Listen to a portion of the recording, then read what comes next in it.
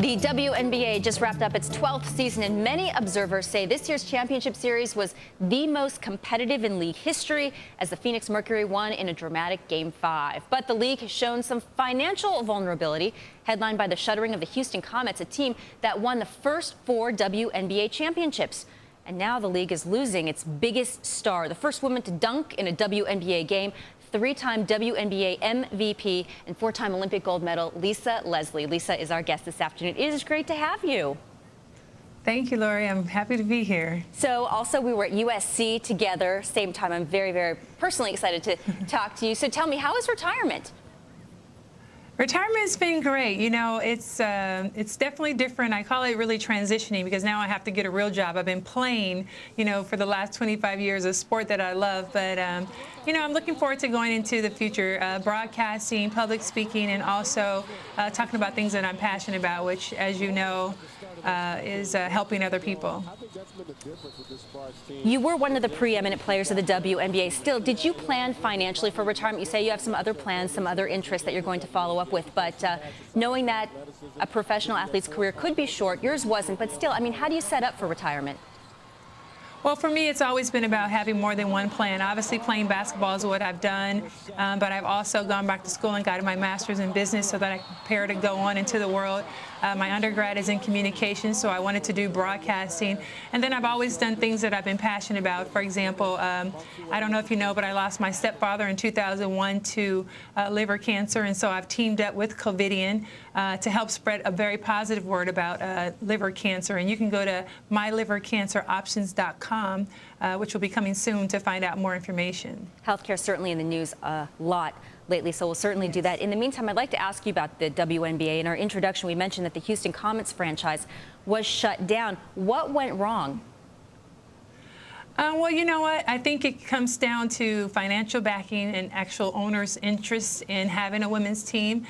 And then also fans. The fans actually supported Houston very well, and obviously we knew that they had won 4 championships. But I think the owners who originally owned the Houston team decided to do something different. And then the second owner, maybe financial, you know, the woes of just the overall economy may have gotten to him, and it was an effect. But I think overall the WNBA has done great. Our numbers have risen, especially over in the playoffs, and as you saw and said, the Phoenix Mercury, great win, some of the great WNBA games that we've ever had in our history of our league. So the league is doing great, and I think the product that we're putting out is very good. However, I think the media could do a much better job of covering the WNBA and making sure that people have an opportunity to see what's going on day in and day out, and not just when it becomes the finals. You took an entire year off to have your daughter. Does it hurt the WNBA in that stars, you have to take this much time off? You have these stops and starts, so perhaps it's harder also for fans to really grasp onto a star?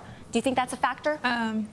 I don't, and I say that because, one, there's so many women and so many teams that are playing great basketball, and we're women and we're moms and we're wives, and I think it's a beautiful thing when you see that. There's so many stigmatisms that surround our sports, or lesbianism, that people think that, you know, this sport is not for young girls and for girls who want to be ladylike, and we've defied a lot of those myths about our sport. So I think it's great when you see players like myself who's married and leave and have children, Candace Parker, who's married and who left and had her child and returned back to the sport. It's just great for the league and for us to be role models for young girls, for you to see us out there playing a game as hard as we can. There's Yolanda Griffith. She also has a daughter. So several of us, especially on my team, we have 6 moms. So I think it's great when you see us out there playing, and we're all moms too. How difficult is it to get back into playing shape after having a baby? I mean, can you still dunk? No, that's not the easiest thing to do. Getting back in shape is definitely hard, but, you know, I've always said I'm not the first mom to have a baby and go back to work, and I won't be the last. And it's just like you and any other person's job. You take time off, you get your little maternity leave, and then you get back out to do your job. Well, that's all well and good, but your job is a lot. I mean, I know I had a baby not too long ago, and I just kind of, you know, you take a couple months off versus an entire year. I mean, you really have to do some hardcore work to get into playing shape. What is it going to take to keep the WNBA alive? We talked about these financial problems. Well, it's definitely going to take our sponsorship. We've done a great job with the Sparks. Personally, we've had Farmers Insurance who stepped up huge for us and been a great sponsor, and we have them on our jerseys.